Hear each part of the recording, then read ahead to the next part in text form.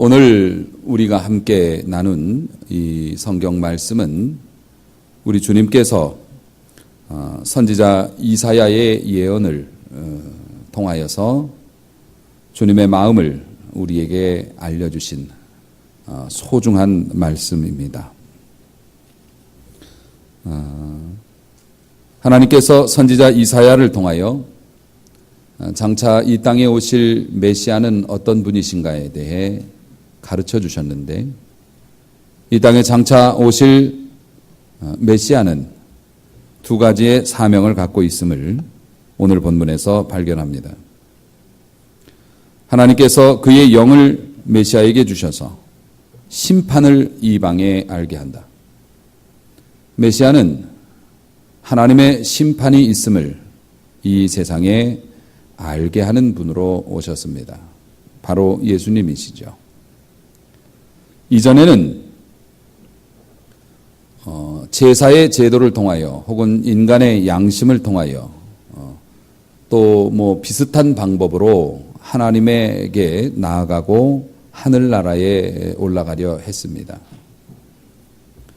그런데 메시아께서 이 땅에 오신 후로는 오직 예수 그리스도와 우리를 위하여 흘리신 희생의 피, 그 십자가를 통해서만 천국으로 가는 명확한 길이 열렸습니다. 구약시대의 사람들은 이 메시지를 오인해서 메시아가 오면 하나님을 반대하는 모든 세력들을 때려잡을 것으로 생각을 했습니다. 그래서 예수님께서 초라한 모습으로 이 땅에 오셨을 때 인정 안 했죠. 왜냐하면 메시아는 심판하러 오신다고 했는데 무슨 메시아가 우리보다도 못하게 생겨서, 그리고 싸움보다는 이상한 사람들하고 만나려고만 하니 어떻게 메시아라고 인정하겠는가. 사실 그렇게 배척을 했지만 하나님의 심판, 천국과 지옥의 경계를 분명히 나누시고 그것을 연결하는 길을 열어놓으심으로 우리에게 진정한 하나님의 심판이 있고 또 그 심판에서 피할 길이 있음을 메시아가 알려주셨다는 겁니다. 또 하나 메시아의 사명이라고 한다면 오늘 본문에서도 그렇게 나와 있습니다마는 하나님의 백성들을 위로하시고 보호하시는 일을 하셨습니다. 상한 갈대를 꺾지 않으시고 소망이 없는 꺼져가는 불도 끄지 않으시는 분으로 묘사되어져 있습니다. 성경은 인간을 갈대라고 표현을 했습니다. 이 갈대라고 하는 것이 그 특징이 무엇입니까? 이 갈대는 웃자람이 특징입니다. 다시 말해서 견고한 나무들은 높이 올라가려면 몸통을 굵게 합니다. 그렇죠. 나무가 클수록 대개는 굵습니다. 그 이유는 비바람이나 외부의 압력에 견디기 위해서 나무가 그렇게 성장하죠. 그렇지만 갈대는 아주 비정상적으로 그 몸에 비해서 키가 큽니다. 그래서 인간을 갈대라고 표현합니다. 인간은 자기의 분수에 맞지 않게 생각이 많습니다. 높습니다. 심지어 인간의 마음과 그의 교만함은 하나님에 필적합니다. 또 인간은 욕심이 너무 많습니다. 짐승들은 우리가 아무것도 알지 못하는 미물이라고 치부하지만 그 짐승들은 절대로 자기 몸에 해로운 건 먹지 않습니다. 그런데 인간은 이걸 먹으면 병이 나고 죽는다고 해도 그래도 그걸 먹는 것이 인간이라서, 마치 자기가 감당할 수 있는 능력 이상으로 생각이나 하는 행동이 웃자라 있기 때문에, 그래서 인간은 작은 바람에도 쉽게 흔들립니다. 한마디로 말해서 연약한 존재라는 겁니다. 마음의 바람, 환경의 바람이 불어오면 하루에도 몇 번씩 흔들립니다. 어떤 때는 하나님이 살아계신 것처럼 느끼다가도 어떤 때는 안 계신 것처럼 느낍니다. 어떤 때는 불안해서 죽을 듯 하다가도 또 어떤 때는 감사한 마음이 생기기도 해서 하루에도 몇 번씩 마음이 이리저리 흔들립니다. 슬픈 일을 만나거나 인생의 폭풍우를 만나면 마음이 꺾어지기도 합니다. 혹은 우리 육체에 균이 하나만 들어가도 펄펄 날던 사람이 몸져 누워 꼼짝을 못하는 연약함이 우리에게 있습니다. 그래서 인간이 얼마나 연약한지를 성경에서 정의를 하는데 이사야 40장 6절 말씀 모든 육체는 풀과 같고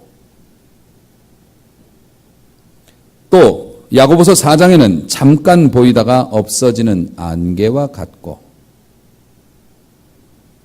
푸른 아침에 꽃이 피고 자라다가 저녁에는 베어진 바 되어서 누워서 마른다라고 성경이 표현합니다.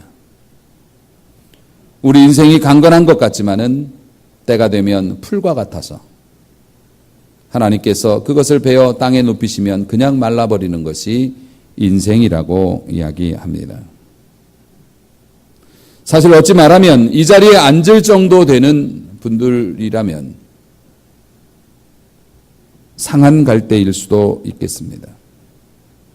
지금 여러분들이 예쁜 옷을 입고 점잖게 앉아 계시지만 우리 주님께서 여러분의 마음의 뚜껑을 열어보신다면 여러분의 마음속에는 두려움, 상처, 배신감, 죄책감, 우리는 그것을 마음의 뚜껑을 닫고 여기에 감쪽같이 앉아있지만 사실 지난날의 우리의 모습 속에서 받았던 상처와 두려움, 그런 것 때문에 어쩌면 우리는 꺾여진 갈대인지도 모르겠습니다.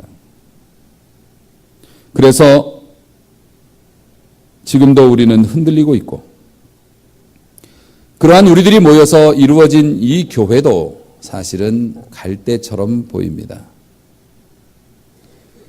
세상 가운데 교회가 존재하고 세상 속에 교회가 있습니다. 그래서 교회는 흔들리기도 합니다. 교회가 상처를 입기도 합니다. 교회가 공격을 받아서 꺾어지는 것처럼 보이기도 합니다. 지금도 교회가 흔들리고 있고 또 앞으로도 세상의 바람이 불면 세상의 교회는 흔들릴 것입니다. 소망이 없어 보이기도 합니다. 미래가 없어 보이기도 합니다. 교회가 이 땅에 탄생된 이후로 어느 교회든 그런 과정을 거쳐왔습니다. 이 세상은 비정합니다. 잔혹합니다. 문명의 시대에 살고 있지만 경제의 논리와 사람들의 마음 씀씀이가 정글에서 짐승들이 서로 잡아먹고 쫓고 쫓기는 그러한 삶과 다를 것이 없는 세상을 우리가 살고 그 속에 우리 교회가 있습니다. 세상은 자신이 유리하면 이용하고 상처가 나고 흠이 나서 값어치가 떨어지면 가차없이 버립니다. 심지어는 모든 사람들이 함께 보는 방송에서조차도 유능한 사람에게는 과하게 대접하고 조금만 흠이 있거나 무능하면 날카롭게 지적하고 그를 폐기합니다. 그리고 우리는 그것을 보면서 즐깁니다. 그것을 보면서 공감합니다. 왜냐하면 우리가 그런 세상을 살고 있고 그런 대접을 받고 있기 때문에 그런 것 같습니다. 사랑하는 성도 여러분, 세상은 그렇지만 하나님은 그렇지 않습니다. 오히려 하나님께서는 상처받고 꺾인 자들을 보시면 더 가까이 다가오십니다. 그리고 절대로 버리지 않으시는데 오히려 그런 우리를 일부러 사용하시는데 이에 관해서 사도 바울은 놀라운 통찰력을 가지고 영적인 통찰력을 가지고 인류 역사의 길이 남을 만한 명문, 물론 성령께서 가르쳐 주신 것이라서 하나님의 말씀 속에 들어 있습니다마는 귀한 하나님의 말씀을 우리에게 선물로 주었습니다. 고린도전서 1장 26절에서 28절의 말씀인데요. 형제들아 너희의 부르심을 보라. 다시 말해서 예수 믿고 구원받은 교회에 나온 사람들 스스로를 돌아보라. 육체를 따라 지혜로운 자가 많지 아니하며 육체를 따라라는 것은 세상적으로 말입니다. 세상의 눈으로 볼 때 우리 스스로를 보거나 다른 사람을 볼 때도 구원받고 하나님의 교회 다니는 사람들아 한번 보라. 세상적인 시각으로 여러분들을 보라. 지혜로운 자가 많지 않다. 능력 있는 자가 많지 않다. 문벌 좋은 자가 많지 않다. 우리 가운데 세상에서 권세를 가지거나 세상에서 대단한 물질을 가지거나 대단한 지혜를 가진 유명한 사람이 많지 않다. 하나님의 교회가 그랬고 하나님을 믿는 대부분의 사람들이 그렇게 연약했다. 그러나 하나님께서 세상에 미련한 것들을 택하사 지혜 있는 자들을 부끄럽게 하시고 세상에 약한 것들을 택하여 강한 것들을 부끄럽게 하시고 세상에 천한 것들과 멸시받는 것들 흔들리고 꺾였기 때문에 세상에서 존재 가치가 적다라고 그렇게 무시당했던 것들을 택하사 있는 것들을 패하게 하셨다. 사랑하는 성도 여러분, 우리 하나님께서 우리 교회를 선택하시고 또 여러분들을 선택하셔서 세상을 이기게 하시는 줄로 믿으시기 바랍니다. 여호와는 마음이 상한 자를 가까이 하시고 중심에 통회하는 자를 구원하시고 상심한 자를 고치시고 저희의 상처를 싸매시는도다. 이 시간 여러분들 중에 상하고 아픈 마음이 있습니까? 두려워 떨고 있는 분들이 계십니까? 하나님이 살아계시고 하나님이 여러분에게 가까이 다가오셨고 하나님이 여러분을 불쌍히 여겨주셔서 상한 갈대 꺾지 않으시고 싸매어 소생시켜 주실 줄로 믿습니다. 세상적인 이론으로 볼 때는 어떤 화초가 자라거나 어떤 나무가 자랄 때 부러지면 꺾어지면 소망이 없습니다. 손상을 입기 때문에 그렇죠. 하지만 세상으로서는 꺾어진 갈대를 다시 일으킬 수 없지만 우리 주님은 그것이 가능하십니다. 그래서 주 안에 있는 자에게는 어떤 상황도 어떤 환경도 어떤 조건도 어떤 대적 앞에서도 소망이 있는 것입니다. 예수님의 제일 가까운 사람, 예수님이 이 땅에서 사역하실 때 스스로 자칭 타칭 수제자라고 하는 사람이 있었습니다. 머리가 되는 장로님들 중에서도 내가 수장로야 이렇게 얘기하시는 분들이 계신데 사실은 하나님의 나라에서 숫자가 뭐가 필요합니까? 누가 선임이고 누가 후임이고 그럽니까? 다 같은 종인데요. 그런데 어쨌든 수제자라고 일컬어지는 베드로, 그가 수제자라고 이름 일컬어진 것은 나이가 많기 때문이기도 했지만은 주님을 향한 열심이 너무 각별했기 때문입니다.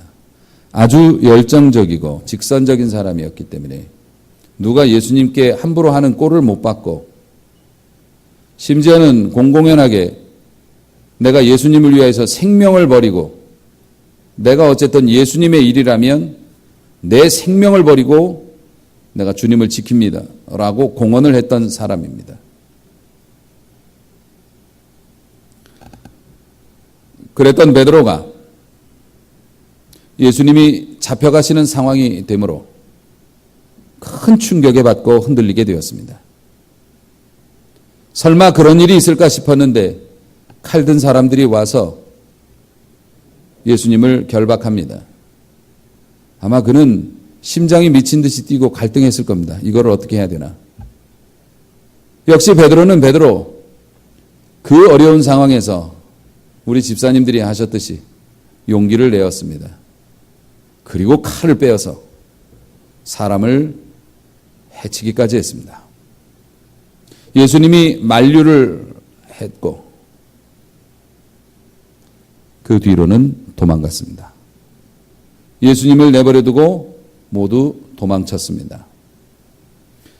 그리고 자칭 수제자라고 했기 때문에 또 스스로도 예수님을 너무 사랑했기 때문에 순간적으로 도망을 쳤다고 생각하고 고난당하시는 예수님 뒤를 졸졸 따라다녔지만 결국엔 어린 여자아이가 이 사람도 저 사람하고 한패 아니요?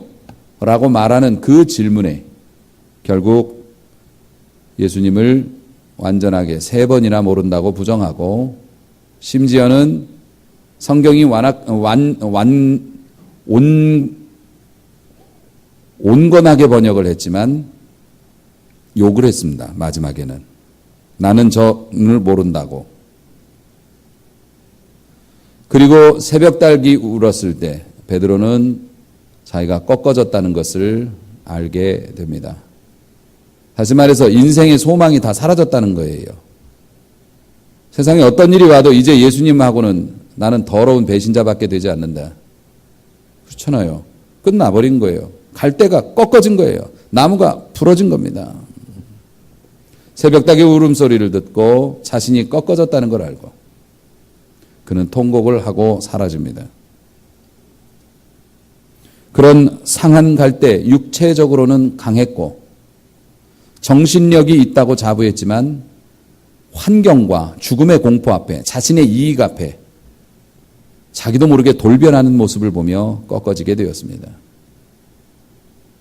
주님은 죽으셨고 부활하셔서 베드로의 소재를 파악하고 디베랴 바닷가까지 쫓아가셨습니다. 가서 그를 불러내어서 앉혀놓고 주님이 밥을 먹이시면서, 저는 그 부분이 제일 마음에 듭니다.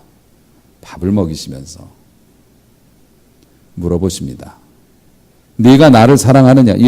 베드로가 3번 부정했기 때문인지는 몰라도 예수님도 3번을 물어보셨습니다. 정말 나를 사랑하느냐? 3번째 물으니까 베드로가 마음에 근심이 되었다고 했습니다. 그리고 베드로가 이런 대답을 합니다. 주여, 주님은 모든 것을 아심으로 내 마음도 아실 텐데 내가 진짜 주님을 사랑합니다. 보통 우리들 같으면 근데 왜 그랬어? 이렇게 나오겠지요. 그런데 주님께서는 그렇다면 내 양을 먹여라. 다시 사명을 주셨습니다. 그리고 그는 이전과는 다른 사람이 되어 위대한 사도로, 정말 멋진 사도로 교회의 반석이 되는 귀한 사명을 잘 감당하고 천국 갔습니다. 상한 갈대를 꺾지 않으시는 주님을 찬양합니다. 바울과 실라가 빌립보로 전도를 갔습니다. 교회를 세우러 간 거예요. 교회를 세우러 갔는데 그곳에서 점을 쳐서, 귀신 들려서 점을 치는 여자가 자꾸 바울을 알아보고 하나님의 종이라고 그러면서 자꾸 따라다니고 귀찮게 해서 예수의 이름으로 그를 싹 고쳐버렸습니다. 그런데 그 점치는 여자를 이용해서 돈을 벌어먹던 사람이 자기가 이제는 이익의 소망이 끊어진 것을 알고 바울과 실라를 고소하고 동네 사람들과 함께 몰매를 치고 그를 감옥에 가두었습니다. 결국 그는 감옥에 갇혀서 교회를 개척하러 왔는데 그 동네 사람들한테 두들겨 맞고 감옥에 들어갔으니 교회 개척은 물 건너갔고 이제는 생명조차도 건지기가 어려운 상황이 되었습니다.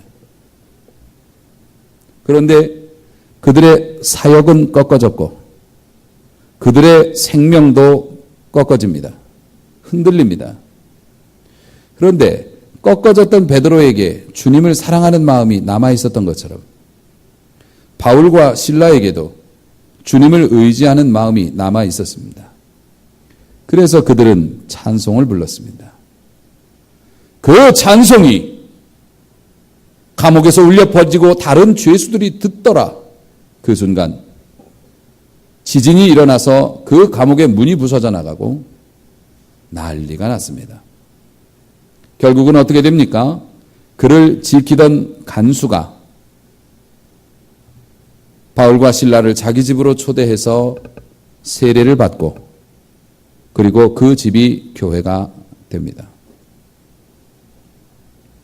그래서 이 빌립보 교회는 상당히 견고한 교회로 소아시아 지역에서 이름을 날리게 되는데 흔들리고 꺾어진 갈대를 일으켜 세우시는 주님의 놀라운 능력을 보여주고 있습니다. 우리 경배와 찬양교회 많이 연약했습니다. 많이 흔들렸습니다. 심지어는 소망이 사라지고 꺾어진 것처럼 보이기도 했습니다. 우리가 이런 압박과 어려움 속에 들어온 지 62개월이 지났습니다. 그래서 우리는 두드려 맞는 것처럼 보이기도 했고 감옥에 갇힌 것처럼 보이기도 해서 우리 성도들이 오랜 시간 매월 힘든 시기를 보내며 죽음의 골짜기, 악올 골짜기를 지나온 것도 같았고 마실 물도 없고 그늘도 없는 메마른 광야에서 서로 손 놓치면 죽을까 봐 서로 무서워서 꼭 손을 붙잡고 그렇게 저와 함께 길을 걸었습니다.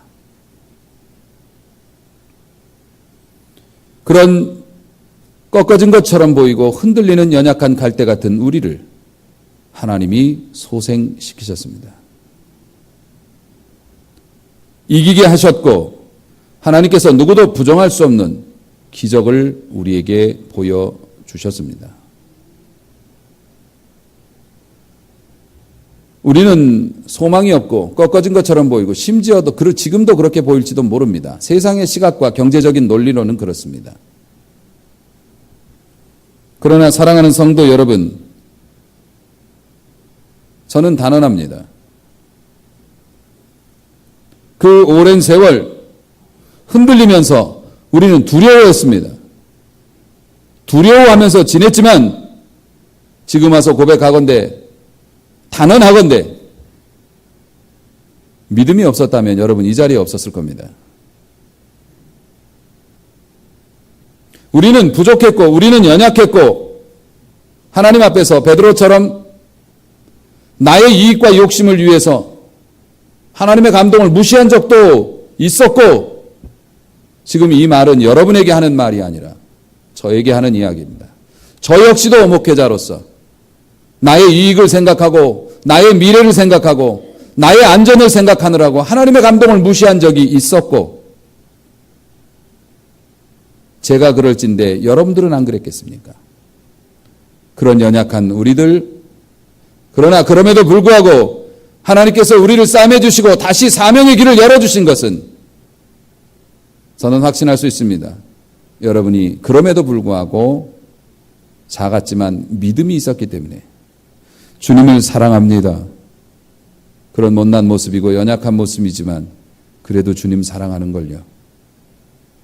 그래서 우리 주님께서 우리에게 그렇다면 너희에게 내일을 주겠노라, 너희에게 미래를 주겠노라 말씀하신 것 같습니다. 사랑하는 성도 여러분, 우리 모두는 연약한 갈대입니다. 주님이 붙잡아 주시지 않으면 조그만 일에도 찢어질 것입니다. 지금 우리가 홍해를 건넜지만 아직 가나안까지는 갈 길이 남아 있습니다. 애굽의 군대가 쫓아올 때 우리 다 죽어요라고 외치던 사람들이 하나님이 역사하셔서 홍해가 열렸어요. 그리고 그 길을 건너왔습니다. 그런데 놀랍게 이스라엘 백성은 길을 건너온 지 정확히 3일 만에 하나님 앞에 불평을 쏟아내기 시작합니다. 먹을 물이 없다고, 내가 목마르다고, 살려만 주면 뭐하냐고, 목말라 죽겠다고 원망을 시작했는데, 사랑하는 성도 여러분, 우리가 홍해를 건너고 하나님께서 우리 교회에 기적을 주셨지만, 그리고 여러분의 삶에 앞으로도 그럴 것이지만 그럼에도 불구하고 우리는 연약한 갈대라는 사실을 잊지 말아야 합니다. 그러나 사랑하는 성도 여러분, 고난의 끝에 선 고난을 이겨내고 하나님의 역사를 경험한 여러분들은 5년짜리 대학교를 졸업한 거나 다름이 없습니다. 어쩌면 대학원으로 가야 될지도 모르겠네요. 하지만 여러분의 인생에서, 우리 교회의 미래에서 우리는 이 고난의 과정을 통하면서, 학교를 졸업하면서 아주 큰 교훈을 배웁니다.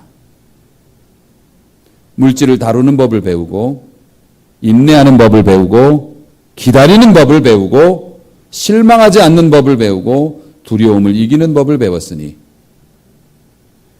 이제 사랑하는 성도들은 어디에서 무엇을 하든지 간에 배운 사람답게 살아갈 수 있을 것입니다. 앞으로도 우리의 삶이 평탄하다고 자부할 수 없고 아직도 우리가 해결해야 될 문제들이 많이 산적해 있지만은 우리가 학교를 졸업하면서 배웠던 것처럼 흔들릴 때는 기본적으로 진리는 우리가 흔들리면 주님은 더 가까이 다가오심으로 주님을 더욱 의지하는 교회와 성도가 되시기를 주님의 이름으로 축원합니다. 그것이 우리의 생존의 비결이었고 앞으로도 우리가 살아갈 길이라고 저는 믿습니다.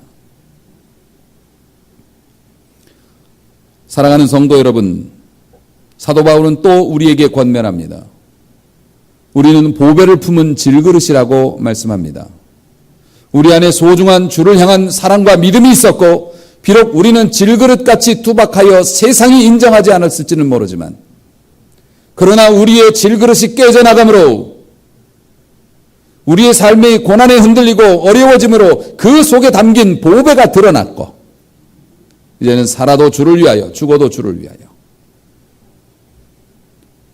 사랑하는 성도 여러분, 그러므로 우리가 사방으로 우겨쌈을 당하여도 쌓이지 아니하며 답답한 일을 당하여도 낙심치 아니하며 박해를 받아도 버림받지 아니하고 거꾸로 뛰림을 당하여도 망하지 아니하고 우리가 항상 예수의 죽음을 몸에 짊어지고 주님 스타일로 살다가 주님의 생명이 우리의 삶에서 나타남이라. 할렐루야. 그러므로 우리가 지난 일을 생각하며 앞으로의 일들을 추측할 수 있습니다. 하나님은 살아계시고 우리를 사랑하십니다. 우리를 버리지 않으시고 내가 연약할수록 더 가까이 다가오십니다. 그러므로 앞으로도 마찬가지 어떤 일이 와도 어떤 상황이 닥쳐도 어떤 위협이 와도 믿음이 있으면 망하지 않습니다.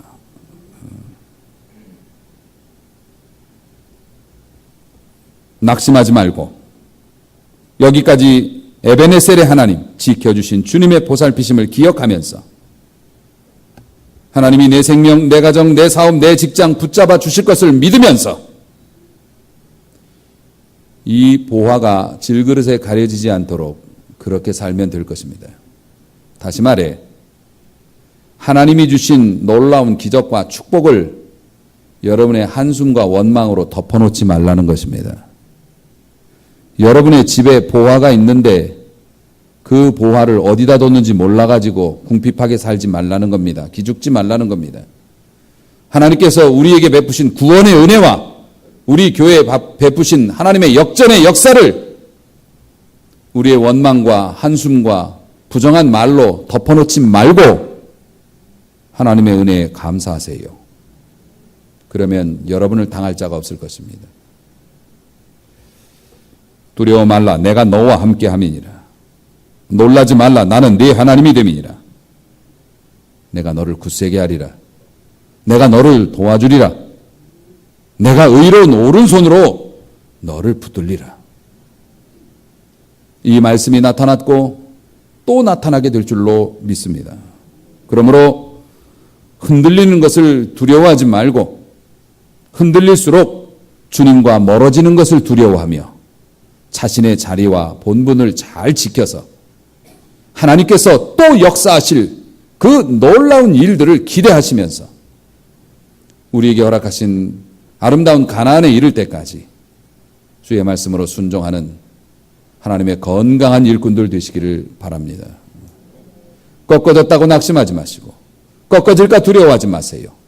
꺾어졌어도 주님이 고치시고 주님이 연약한 우리를 통하여서 세상을 부끄럽게 만드실 것입니다. 그 믿음 가지고 하나님 앞에 오늘도 당당하게 감사하면서 그렇게 살아 하늘과 땅의 복을 다 받으시기를 주님의 이름으로 축복합니다.